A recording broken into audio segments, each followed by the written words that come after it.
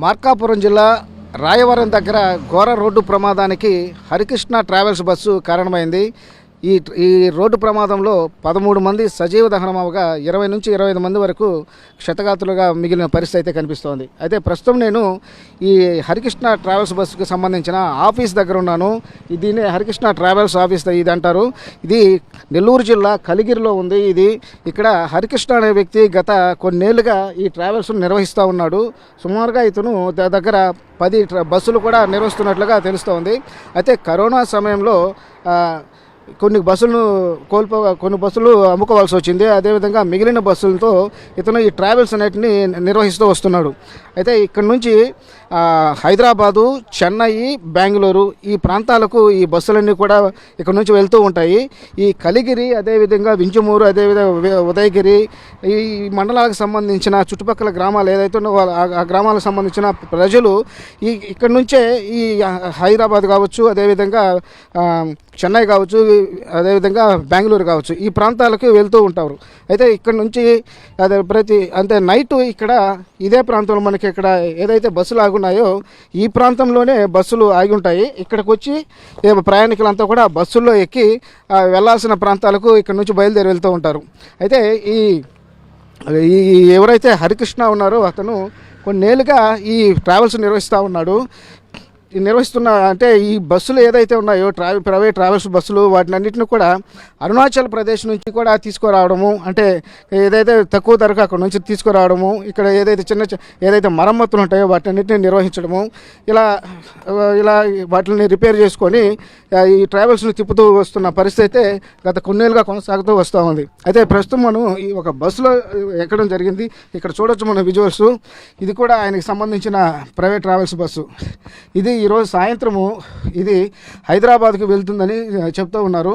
అయితే ఇక్కడ అసలు ఈ బస్సులో ఉన్న పరిస్థితిని, దీని కండిషన్ కానీ చూస్తే మనకు అర్థమవుతుంది. ఎలాంటి బస్సులను ఈ హరికృష్ణ తిప్పుతున్నాడు అనేది మనకు అర్థమవుతూ ఉంది. ఇది చూడొచ్చు. ఇది సుమారుగా ఒకవేళ ఇది హైదరాబాద్ పోవాలన్నా, బెంగళూరు పోవాలన్నా, చెన్నై పోవాలన్నా కూడా 100 కిలోమీటర్లు బస్సులు ప్రయాణించాల్సి ఉంటుంది. ఒకసారి ఈ బస్సులు కానీ చూస్తే, ఈ బస్సు కండిషన్ చూస్తే అసలు ఈ బస్సు అంత దూరం ప్రయాణించగలదా అన్న అనుమానాలు అయితే మనకు కలుగుతూ ఉంటాయి. అయితే ఇక్కడ చూడొచ్చు, ఇవన్నీ స్లీపర్ సీట్లు మనం చూడొచ్చు. అయితే ఇక్కడ ఒకవేళ ప్రమాదం జరిగినప్పుడు అంటే ఇక్కడ అద్దాలను పగలగొట్టుకోవడానికి బయటికి వెళ్ళేదానికి హ్యామర్స్ అనేటివి ఉండాలి. అదేవిధంగా ఎగ్జిట్ డోర్స్ అనేటివి ఎక్కువగా ఉండాల్సిన పరిస్థితి అయితే ఉంది. కానీ ఇక్కడ ఎగ్జిట్ డోర్స్ సక్రంగా అసలు లేవు. అదేవిధంగా ఇక్కడ అద్దాలను పగలగొట్టేందుకు హ్యామర్స్ అనేటివి కూడా లేవు. అది ఇతర వస్తువులు కూడా లేని పరిస్థితి. అంటే ఒకవేళ ఏదైనా ప్రమాదం జరిగినా ఎటు తప్పించుకోలేని పరిస్థితి. కేవలం ప్రాణాలు కోల్పోవడం తప్ప వేరే మార్గం అనేది మాత్రం ఇక్కడ తప్పించుకునే మార్గం అనేది మాత్రం కనిపించడం లేదు. ఇక్కడ చూడొచ్చు, ఇది ఒక ఎగ్జిట్ డోర్ ఇక్కడ పెట్టినారు. దీన్ని ఎగ్జిట్ డోర్గా అంటున్నారు. అయితే ఈ డోర్ని మనం ఎంత లాగి కొట్టినా కూడా బయటకు వచ్చే పరిస్థితి కనిపించడం లేదు. ఒకవేళ ఏదైనా జరిగి బయటికి రావాలంటే రాలేని పరిస్థితి కనిపిస్తోంది. అంటే మరోవైపు ఈ స్లీపర్స్ అన్నీ కూడా ఫోమ్తో ఉంటాయి కాబట్టి ఒకవేళ ఏదైనా ఫైర్ జరిగినా కూడా మంటలు విపరీతంగా వచ్చి చనిపోయడం తప్ప బయటకు వచ్చే మార్గం కనిపించడం లేదు. ఇదే పరిస్థితి ఈరోజు ఏదైతే మార్కాపురం దగ్గర జరిగిందో, రాయవరం దగ్గర బస్సు యాక్సిడెంట్, దాంట్లో కూడా ఇదే పరిస్థితి కనిపిస్తుంది. అక్కడ కూడా ఎక్కువ మంది స్లీపర్ సీట్లో ఉన్న ప్రయాణికులే ప్రాణాలు కోల్పోవాల్సి వచ్చింది, సజీవ దహనం అవ్వాల్సిన పరిస్థితి వచ్చింది.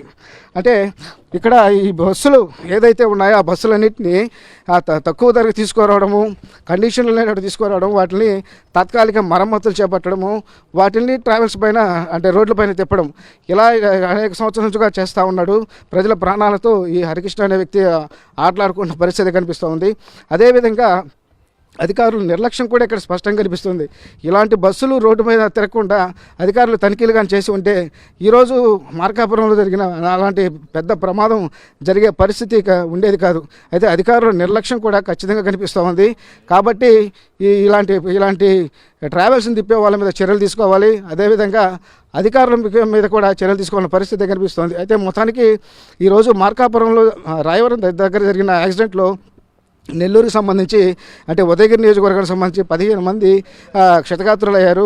వాళ్ళందరూ కూడా వివిధ హాస్పిటల్లో చికిత్స పొందుతున్న పరిస్థితే కనిపిస్తోంది. మొత్తానికైతే ఏదో ఒక వ్యక్తి వివరాలు మాత్రం తెలియాల్సి ఉంది. అయితే ఏదేమైనప్పటికీ ఈరోజు ఇలాంటి పెద్ద ఘటన జరిగేందుకు ప్రైవేట్ ట్రావెల్స్ నిర్వాహకుల నిర్లక్ష్యం వల్ల ఇది జరిగిందని, మరోవైపు అధికారుల నిర్లక్ష్యం వల్ల కూడా జరిగిందని ఖచ్చితంగా చెప్పాల్సిన పరిస్థితి అయితే ఏర్పడుతోంది. వీడియో జర్నలిస్ట్ ప్రదీప్తో దేవకుమార్, 10 టీవీ, కలిగిరి నుంచి.